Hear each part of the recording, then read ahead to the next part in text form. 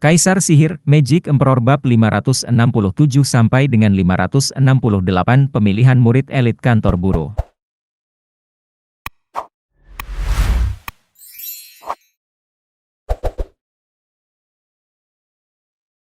Bergidik, Taiying memutar lehernya yang kaku hanya untuk kembali menatap wajah yang dikenalnya.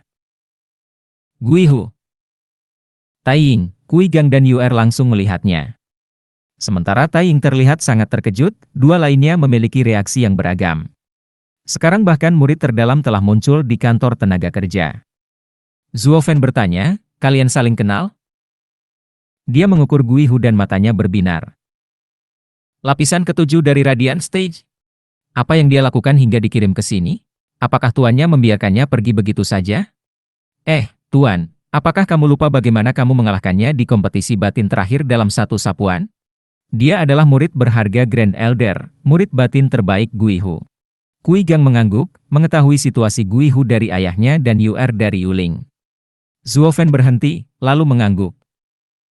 Oh, dia. Namun kebiadabannya saat itu cukup berat, tidak seperti sekarang.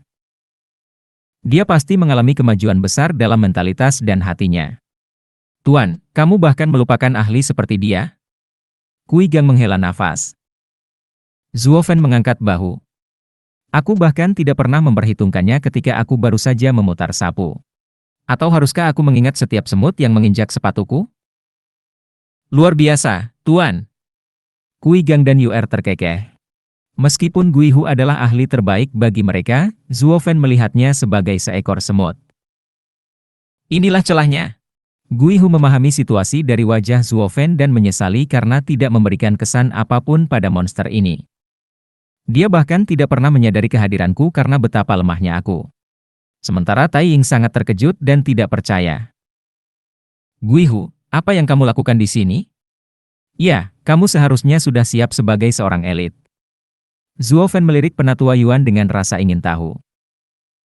Penatua Yuan memeriksa daftar tersebut dan menemukan jawabannya. Steward Zuo, Guihu telah berada di sini selama 2 hari. Mereka bilang dia mencuri pil dan Grand Elder mengusirnya dengan marah. Mencuri? Murid batin terbaik yang menjadi elit, yang segalanya diserahkan kepadanya, dicuri? Zuo Fen menatapnya lebih lama, kamu datang untukku, bukan? Guihu menyembunyikan keterkejutannya, lalu mengangguk pelan. Taiying melepaskan keterkejutannya dan memilih tatapan tolol. Jadi kamu datang untuk membalas dendam. Tapi dendam macam apa yang mendorongmu hingga jatuh begitu rendah untuk mengejarnya? Tidak peduli seberapa besar sampah yang dimiliki kantor tenaga kerja, kantor tersebut berada di bawah perlindungan sekte tersebut. Agar Guihu membunuh seorang pekerja, dia hanya bisa melakukannya dengan menurunkan level targetnya karena peraturan sekte melarang menyakiti siapapun yang lebih rendah darinya. Namun harganya tidak terbayangkan dan bahkan menimbulkan keraguan pada Taiying. Berhentilah. Siapa yang kamu sebut bodoh? Guihu membantah, lalu menatap Zuo Fen dengan tajam saat dia mengingat kata-kata tuannya. Kamu adalah produk dari lingkungan kamu. Saya tidak mahir dalam masalah hati sementara mentalitas 5 ketidakkekalan berkembang pesat berkat berada di dekat tetua yang menjadikan wilayah kekuasaan mereka sebagai senjata pembunuh. Jika kamu ingin melangkah lebih jauh di jalanmu, berjalanlah di sisi anak itu. Mengenai menjadi seorang buruh, tetua memiliki pepatah yang paling saya setujui, yang kuat ada di mana-mana. Jalan yang kamu lalui adalah milik kamu sendiri, bukan sekte yang membukakannya untuk kamu. Bimbingan guru terdengar di telinga Guihu dan dia berteriak, Zuo Fen, saya ingin mengikutimu. Mengapa? Latih hatiku. Guihu terus terang. Zuo Fen mengangguk sambil tersenyum, ayo kemari. Tunggu, Tuan. Kui Gang berkata, Tetua Agung menyayangi muridnya dan jika dia mengizinkannya datang ke sini, itu pasti dengan rencana yang tidak tepat. Terlebih lagi, bukankah itu akan mempengaruhi rancangan besarmu dan pemimpin sekte? Zuo Fen mencibir. Kerdil, kehati-hatianmu tidak tepat di sini. Kami baru saja memulai dan tidak ada cara bagi orang-orang lama di sekte dalam untuk mengetahui apapun. Tidakkah menurutmu mengirim murid mereka hanya untuk menyelidikiku secepat itu sia-sia? Lebih dari segalanya, matanya ramah. Dia pasti di sini untuk berlatih dan tidak lebih. Aku merasakan hal yang sama. Guihu terlalu keras kepala dan impulsif untuk menjadi mata-mata yang baik. Bahkan jika tuannya memberinya tugas seperti itu akan bertentangan dengan sifatnya. Tapi saya merasakan ketulusan di matanya dalam ingin belajar. Penatua Yuan menghela nafas. Betapa jarangnya, beberapa remaja bersedia berani melakukan apapun untuk menempuh jalan mereka. Grand Elder adalah seorang visioner sejati yang mengetahui apa yang paling dibutuhkan muridnya, hahaha. Kui Gang mengangkat bahu melihat sikap Zuo Fen dan Penatua Yuan. Sementara pikiran Tai Ying sudah tidak waras. Dia meraih Guihu. Kakak senior Guihu, kamu memberitahuku bahwa kamu ingin mengikutinya? Kamu yang terhebat di sekte dalam namun kamu menyukai sampah? Apakah kamu kehilangan martabat hanya karena satu kegagalan? Kamu tidak tahu apa-apa, tapi aku akan memberitahumu. Pria di atas panggung itu membuatku merasa tidak berdaya. Di antara seluruh kantor tenaga kerja ini, saya hanya akan mengikuti dia. Guihu mendengus. Tai Ying memperhatikannya pergi dengan ekspresi terkejut. Apa yang terjadi di sini? Sejak kapan budidaya tahap surga yang mendalam menakjubkan? Suara Zuo Fen yang memikat sekali lagi menarik perhatian. Teman-teman, saudara Tai Ying mengajukan pertanyaan sah yang akan saya jawab sekarang. Sumber dayanya tidak menjadi masalah, mereka akan datang dari saya. Tidak percaya padaku? Lihatlah lebih dekat murid-muridku. Zuo Fen menunjuk ke arah Yuer dan Kui Gang yang melangkah maju untuk memperlihatkan pernak-pernik mencolok mereka. Mata semua orang memerah, menangkap energi spiritual kental yang mengalir dari mereka. Tidak peduli berapa banyak rumor yang mereka dengar, melihat mereka semua berdandan membuat darah mereka mendidih. Tai Ying tidak bisa berpikir jernih. Demi cinta Tuhan, dua murid bersenjata lengkap dalam harta iblis kelas 8 dan 9 tidak pernah terdengar. Bahkan di antara tetuat.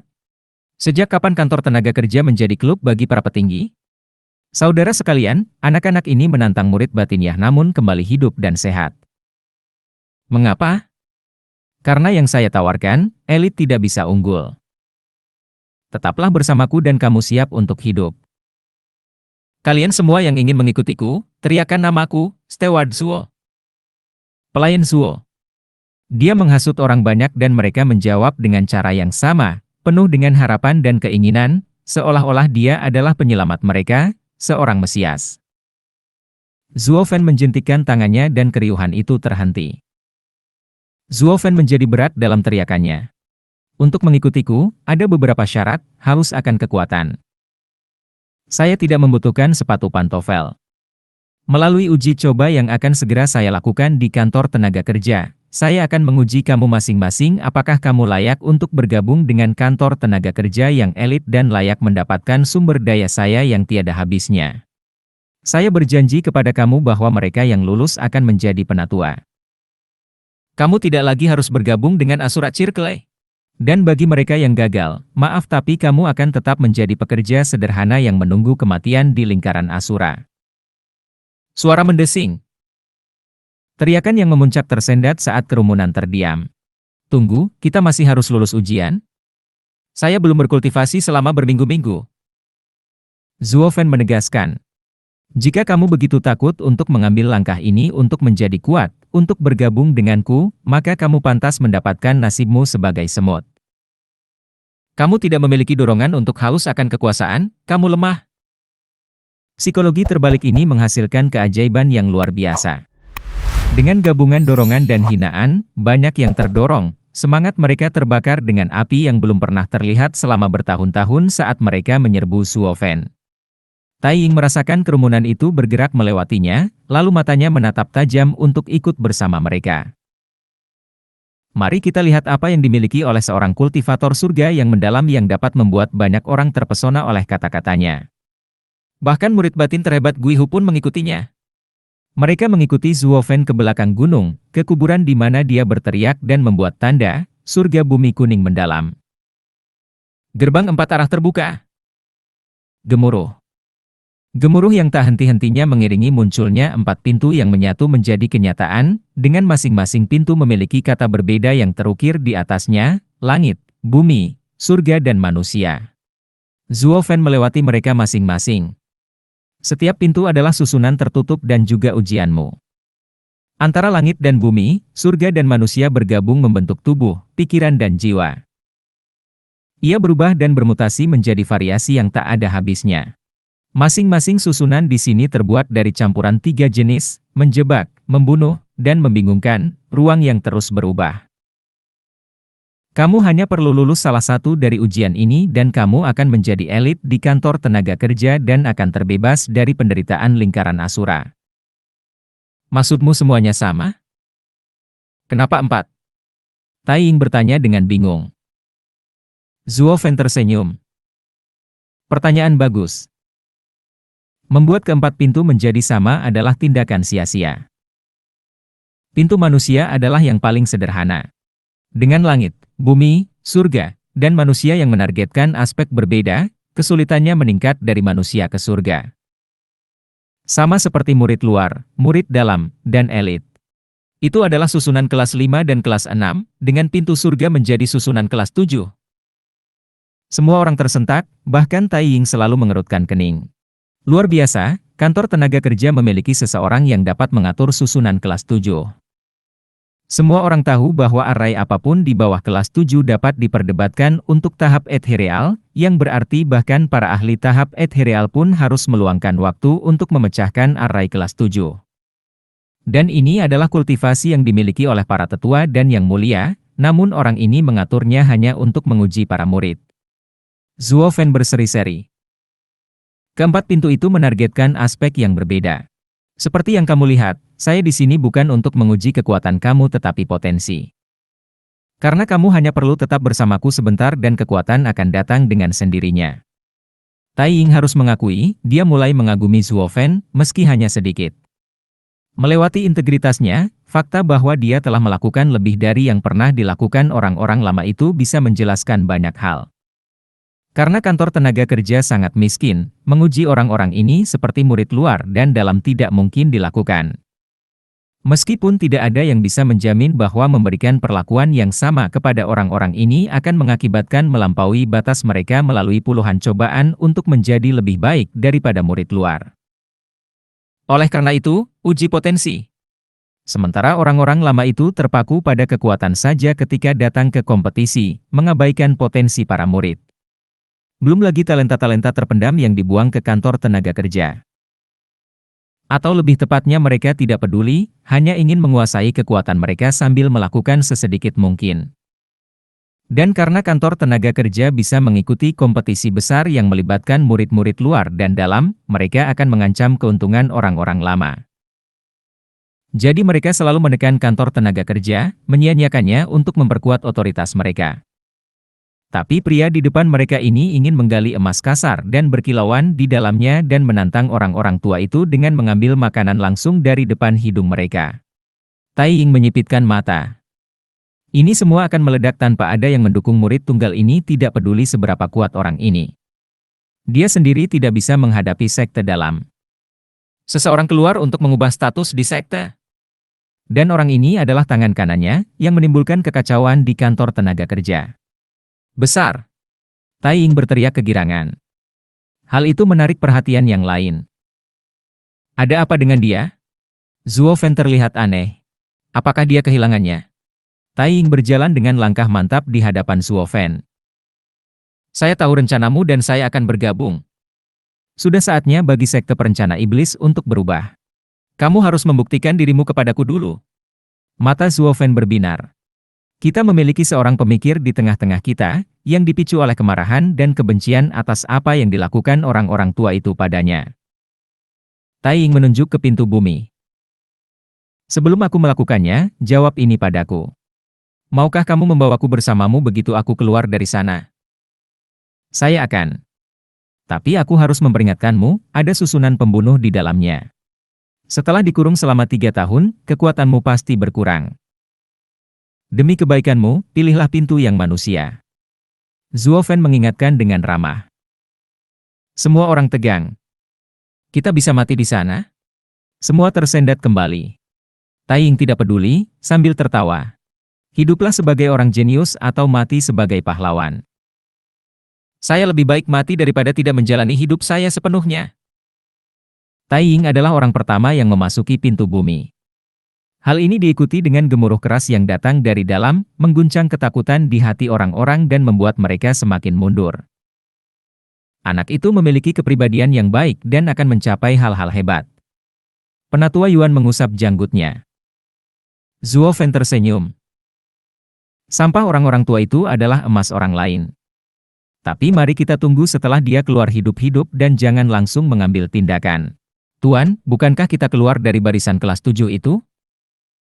Arai ini baru kelas 6 SD. Seberapa sulitnya? Kui Gang bertanya. Zuo Fen mengejek. Arai yang kamu gunakan dirancang untuk kultivasi kamu. Kelas 7 tetapi jauh lebih lemah. Sementara pintu bumi memiliki susunan yang menjebak, membunuh, dan membingungkan yang berpadu untuk mencapai efek multiplikatif.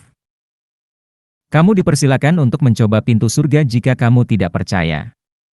Aku jamin, tidak akan ada lagi yang tersisa darimu.